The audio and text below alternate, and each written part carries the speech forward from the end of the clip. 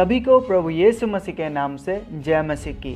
दोस्तों, ऐसा बहुत बार होता है कि हम वचन पढ़ते तो है, प्रचार भी करते हैं और कहीं कहीं कोट भी करते हैं, लेकिन उस वचन के रियल मीनिंग को हम नहीं समझ पाते और परमेश्वर के वचन को हम मिसकोट कर लेते हैं।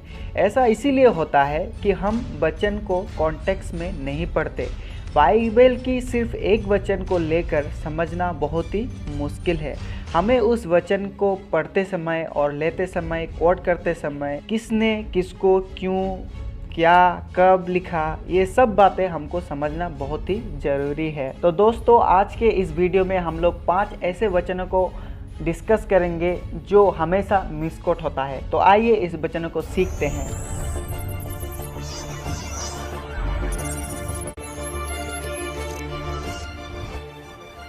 पहला जो वचन है वो है मैथ्यू चैप्टर 7 वर्स 1। यहाँ पर लिखा है, दोष मत लगाओ कि तुम पर भी दोष ना लगाया जाए।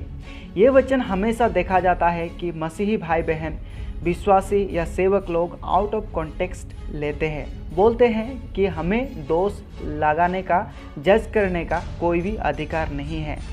और दूसरा कुछ वचनों में अगर हम पढ़ेंगे तो जज करने के लिए लिखा हुआ है प्योर जजमेंट के बारे में। जैसे हम पढ़ते हैं 1 कोरिन्थियन चैप्टर 5 वर्स 11 to 13 और जॉन चैप्टर 7 वर्स 24। ये सब वचनों में हम देखते हैं कि कैसे हमें एक प्योर जज करने के बारे में लिखा हुआ है।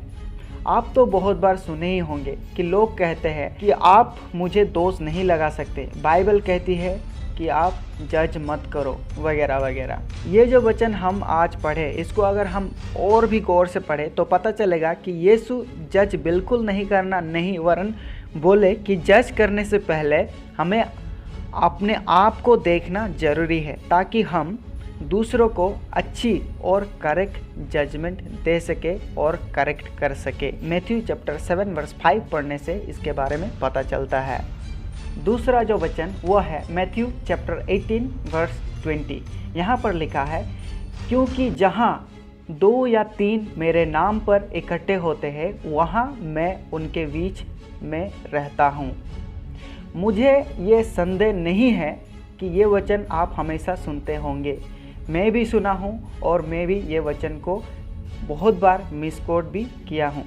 जब कोई प्रार्थना सभा या कोई स्पिरिचुअल मीटिंग के लिए नहीं आ पाते और इकट्ठे नहीं हो पाते, उस समय हम ये वचन को लेकर अपने आप को प्रोत्साहन देते हैं। हमें ये समझना जरूरी है कि परमेश्वर ओमनीपोटेंट, ओमनीसाइंस, ओमनीप्रेजेंट है। वो सब जगह में है, वो सर्वशक्तिमान है, वो सब कुछ जानता है। यहाँ अगर एक आदमी हो या 1000 आदमी हो, परमेश्वर सब जगह में है।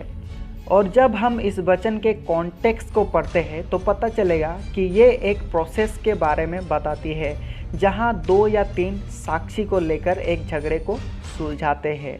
और एक झगड़ा सुलझाने के बारे में लिखा हुआ है 2 और 3 विटनेस को लेकर। और जब ऐसे 2 या 3 विटनेस को लेकर एक चर्च के झगड़े को, किसी के बीच के झगड़े को सुलझाते हैं, तो यीशु बोलता है यहाँ पर कि मैं उन लोगों के बीच में हूँ, क्योंकि वहाँ 2 और 3 लोग विटनेस कर रहे हैं, साक्षी दे रहे हैं और उस कॉन्फ्लिक्ट को वो लोग सुलझा रहे हैं। तो यीशु बोल रहा है कि मैं उन लोगों के बीच में हूँ। इसको हम अगर मैथ्यू चैप्टर 18 वर्स 16 पढ़ेंगे तो इसके बारे में पता चलता है। तीसरा जो वचन वो है जेम्स, याकूब का पत्री, उसका 1, 2 और 3 पद। यहाँ पर लिखा है, हे मेरे भाइयों, जब तुम नाना प्रकार की परीक्षाओं में पढ़ो तो इसको बड़े आनंद की बात समझो, यह जानकर कि तुम्हारे विश्वास के परखने जाने से धीरज उत्पन्न होता है। ये वचन हम लोग हमेशा सुनते हैं जब कोई परेशानी से होकर गुजरता है, कोई बीमारी में होता है, कोई किसी का समस्या हो रहा है, डिफ़िकल्टीज हो रहा है, तो लोग आकर ये वचन के द्वारा प्रोत्साहन देते हैं और कहते हैं कि हमारे इस दुख में भी, समस्या में भी हमें आनंद करना चाहिए। बेसिकली क्या करता है कि ये लोग बोलते हैं कि ये आपका जो ह्यूमन इमोशन है, जो प्रॉब्लम है, इसको संपूर्ण रूप से तुच्छ ज्ञान करो और आनंद करो।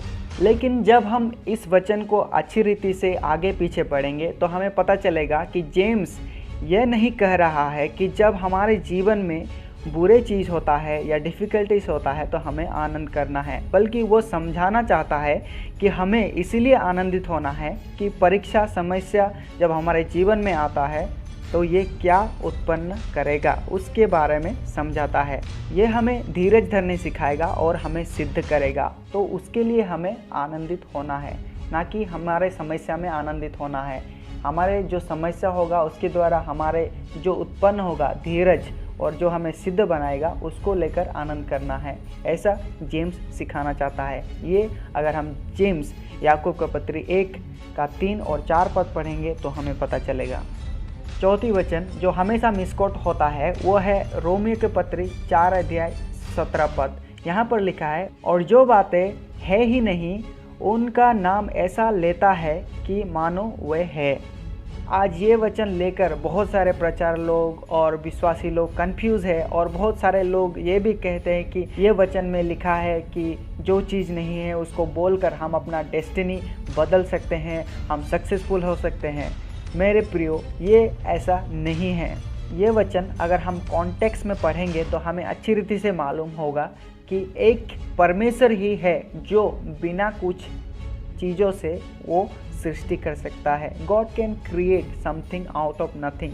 मनुष्य कभी ऐसा नहीं कर सकता। ये वचन हम अगर रोमी का पत्री 4 अध्याय 17 पद को अच्छी रीति से पढ़ेंगे तो पता चलेगा। अभी ये वचन जो हम अगर नहीं कर पा रहे हैं उसको हम बोलकर परमेश्वर के इच्छा के विरुद्ध नहीं जा सकते। हम लोग परमेश्वर का स्थान नहीं ले सकते। परमेश्वर एक है और सर्वज्ञानी है, सर्वशक्तिमान है। केवल वही है जो बिना कुछ का कुछ बना सकता है, मनुष्य कभी नहीं कर सकता।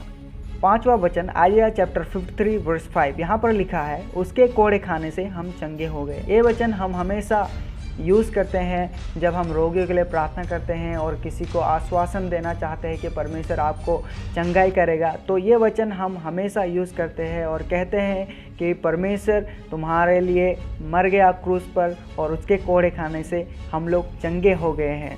लेकिन क्वेश्चन यहाँ राइज होता है कि जब उसके कोड़े खाने से चंगे हो गए तो आज बीमारी से लोग इतना क्यों मर रहे हैं, इतना मसीही लोग बीमार पड़ते हैं और क्यों मर रहे हैं। जब हम बुक ऑफ आइजाया ये यशायाह नबी का पुस्तक अगर हम पूरी रीति से पढ़ेंगे तो यहाँ पर यशायाह नबी बोलता है, हर जगह इस्तेमाल किया है, जहाँ कहीं भी इस्तेमाल किया है चंगाई के बारे में तो आत्मिक चंगाई के बारे में लिखा है।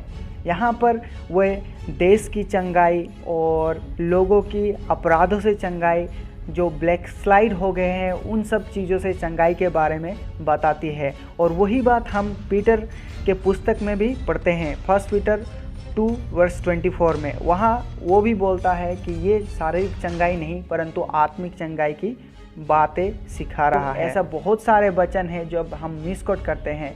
तो हम जब वचन पढ़ते हैं हमें हमेशा याद रखना है कि हम इस वचन को कॉन्टेक्स्ट में पढ़ रहे हैं कि नहीं, इसका रियल मीनिंग क्या है।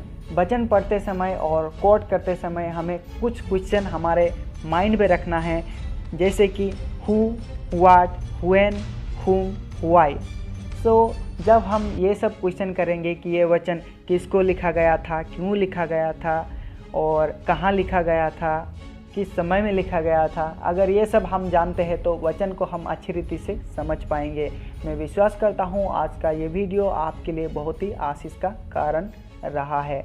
परमेश्वर सभी को आशीष करे। Praise the Lord.